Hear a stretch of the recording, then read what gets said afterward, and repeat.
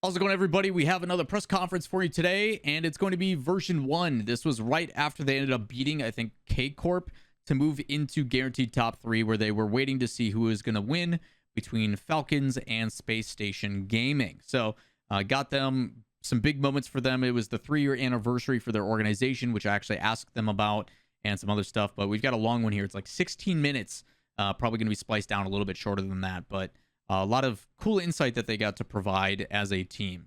Enjoy. Back a little bit and you call timeout. What do you say in that moment? Yeah, so we have a game plan going into it, but as happens, especially when the pressure's on, especially when you're on stage, a lot of the time you kind of forget what your game plan is, you forget how you want to play, and you just start playing a lot more nervously. So we went to the timeout, figured out we needed to change some things up in our rotation, how we were challenging. We made sure that we cleared up a lot of gaps in our rotation, and once we did that, it was a lot easier. We felt like we were all playing a lot better. I'm Jack from PG Recon. Comms and Dix have been widely discussed, and you've assumed the pantomime villain role, and it's what's very entertaining. Does it have any effect on you guys as teammates at all?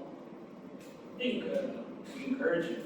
I think it helps the vibes overall for the team, like helps us stay relaxed. Because I don't know, when in Rocket League, the most important thing is your mental. Like if you have like a poor mental or you're feeling kind of down, and you can always tell when your teammates are a little like nervous going before a match, and we have a guy like screaming at the other team telling them that they suck.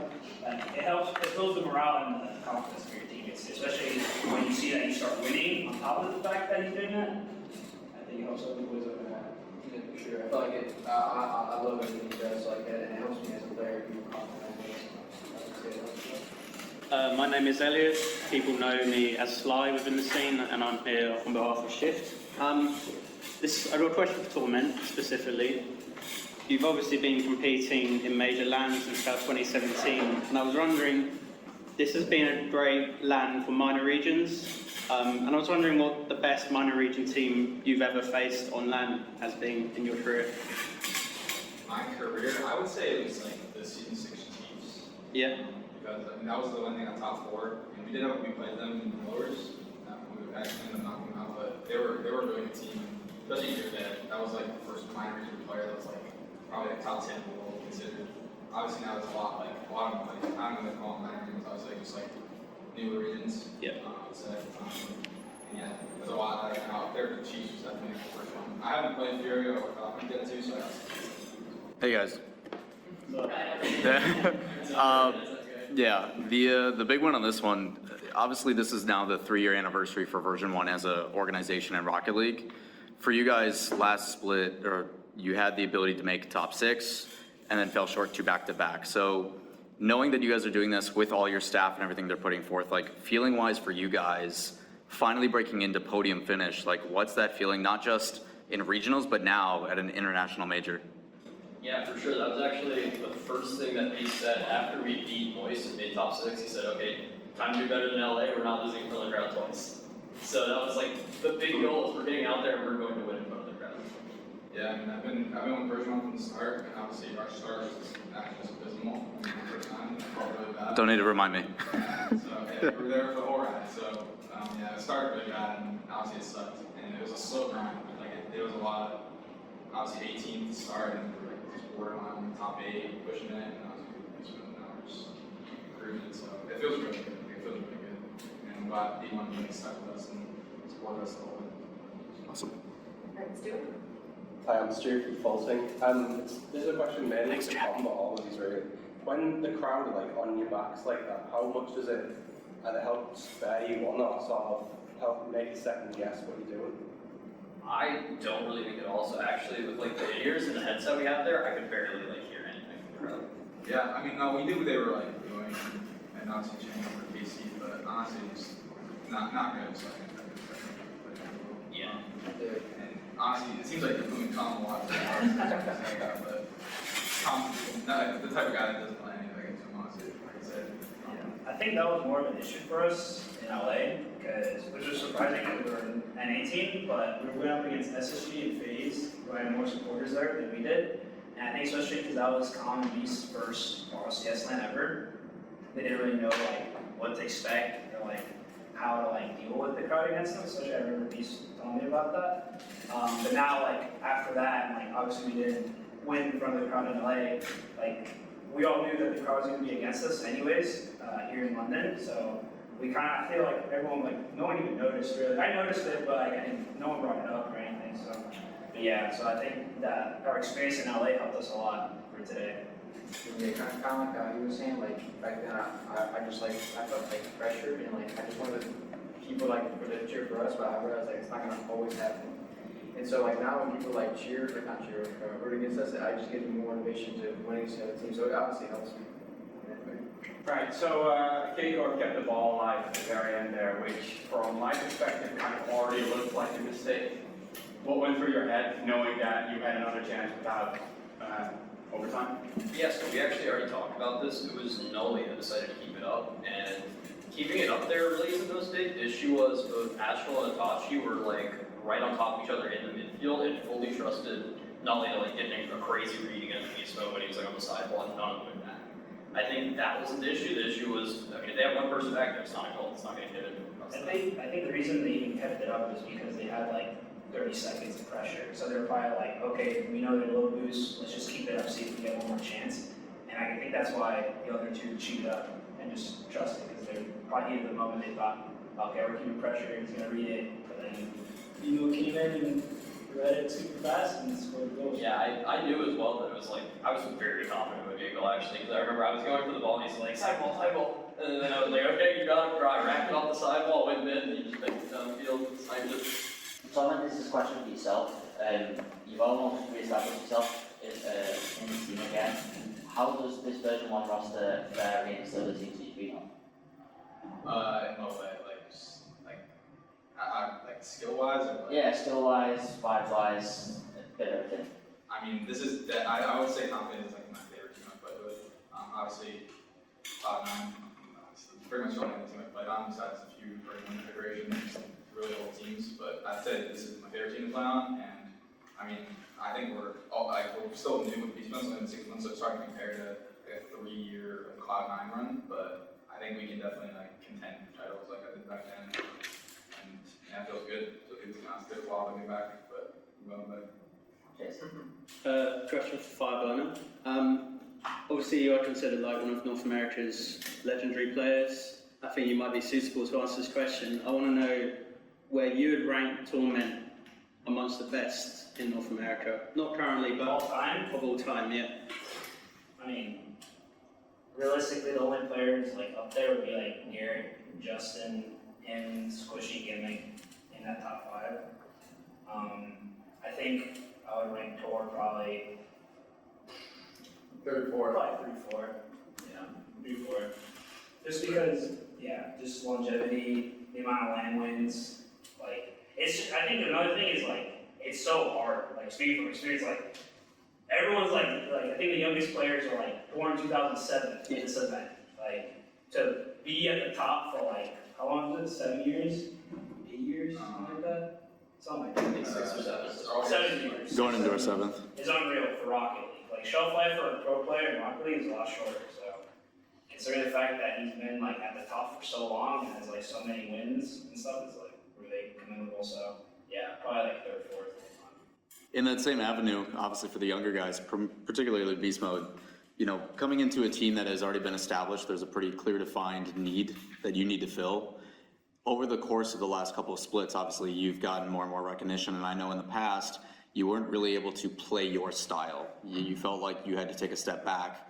This team feels like there is an innate chemistry that isn't spoken, even though you guys do talk a lot, primarily UCOM, no offense. For you, having this veteran talent, not only on the coaching side, but also in your back pocket as teammates, what's it been like for you coming into this environment on a new organization, back from like a temporary break, you know, focusing on basketball, but now getting to the point where you are top 3 podium finish, guaranteed? I would definitely say it's been more than amazing. The guys, you know, one of the best teams that I mean, I've been on 2 teams, but no harsh on the teams at all. All teams at all. But you guys are way better teammates. I feel like a family. I feel like, you know, we work together as a team. You know, it's not just one person on one person or anything like that. Especially the organization. The organization is much more understanding, like much more like better just in general. And so I'm really like very happy that I'm in this team. That's all I can say. Like, they're good. Awesome. Just come off the back of a pretty intense win. What's the plans for the rest of the day? Do you just chill, relax, get ready for tomorrow, or are you just the grind doesn't stop? Yeah, I think probably just gonna head out, get dinner somewhere, and then hang out for the rest of the night and try to get to bed early, because I think everyone's just at 4 tomorrow. We're gonna want to be in early to do like replay review, make sure we're warming up, scrims, play for a while. Yeah, for me, I'm probably gonna get some food. I'm a very picky eater, so there's not many places around here that I like. I'm a very like steak, fries, chicken kind of guy. So like I need to probably get some nice food for tomorrow. We'll probably save it for, we probably want to watch a series that's going on right now, like in depth, so we'll probably save that for tomorrow, because it's getting a little bit late here, so definitely probably put tomorrow for nothing like today. Right, so there's always been a debate between EU and NA. And well, EU started dropping the ball, but then NA started dropping like flies. So does that put extra weight on your shoulders now that you're one of the NA representatives still in the upper bracket? For me personally, I don't really think about it that much. I feel the pressure of wanting to win as a team. I don't really feel the pressure of trying to win as a region. Yeah, I think the fans normally hype up the region debate more so than the players. Like, obviously you recognize and treat you stronger kind of as a player, but like, kind of what Colin said, I feel like most players just think about, okay, how are we doing as a team? Like, you don't really care about if the rest of the NA is like doing bad or good, as long as like you're doing good. I actually like playing being like the only team, because it means we just play like, we don't play like NA teams. Like LA, I was actually kind of mad we played the 2 NA teams, one was like an EU team on stage. So I kind of like our bracket is really just been 3 EU teams. I love it. 3 EU teams, and then maybe an NA team or an EM team. That's a shit problem, yeah, but I definitely prefer it. In a similar token, that's top 3 to go for you guys, and next up is SSG or Falcons. Have you a preference on who you'd like to face? I think I'd rather talk They don't want to talk. Yeah, so Any particular reason behind that? SSG historically has given us trouble. We've beaten them the past few times we beat them, but at the same time, I think we've just been faring really well. I mean, we beat 3 EU teams to get here. I think we fare really well against other regions. And we've scrimmed Falcons, we've seen like the way they play, and I think we're pretty confident playing against them. Yeah, I think it'll be fun too. They're really like fast, like team. When we scrimmed them, it was pretty fun scrim, good matches. So I think it'll be a good series. I'll have a good series, like fun series. And SSG, sometimes it's fun, but sometimes it's also boring. It's hard to tell. Another historical question, I'm afraid, but for Fireburner and Torment, I'm wondering what are the biggest differences between the gameplay from when you were here in 2018 and compared to the gameplay you witness now? No one's got a reset back then. Reset, like no one had a reset, just like holding meta since then. Yeah, I mean, back then, and like, Osmo Energy, we would win all the time, like, just being faster than the other team out there, game plan, just being to the ball, not really think about anything. I think nowadays there's a lot more structure amongst the top teams, like, people actually have strategy and, like, play styles. Back then, it was just like, you put the 3 best players on the team, they're gonna win. So, yeah, I think also the game is also, like, way more mechanical now than back then, too. So, yeah, probably a combination of both of those things. Torment, world champ, also the only retained, like, you're left. Nobody else. 4 out of 4 people, you're the only one who's come back and is still playing. And then for Fire, obviously, it's a very iconic venue for you. It's been 4 years. What's that like for you guys? 4 years since like Since season 5. Season 5, it makes you feel old for sure. Especially because I'm surrounded by like 2007 born. Yeah. actually just like children. It definitely makes me feel old, but I'm just gonna push it as long as I possibly can. But it definitely, I think it's cool. I honestly, if you asked me 4 years ago, I don't know if I would still be like in a spot like this. So yeah, I'm definitely just cruising right now, just seeing where it takes me. Yeah, I think it's also cool, like, since season 5 to now, like, how much the game's grown as an esport. Like, it's so much bigger, and there's, like, so much, like, new talent, like, everyone's competitive, like, the minor regions now, like, put up a fight against everybody. Falcons, like, could be top 3 this event, too, so, yeah, it's pretty crazy, like, how much the game's grown since then. Thanks. Yeah, I got one more.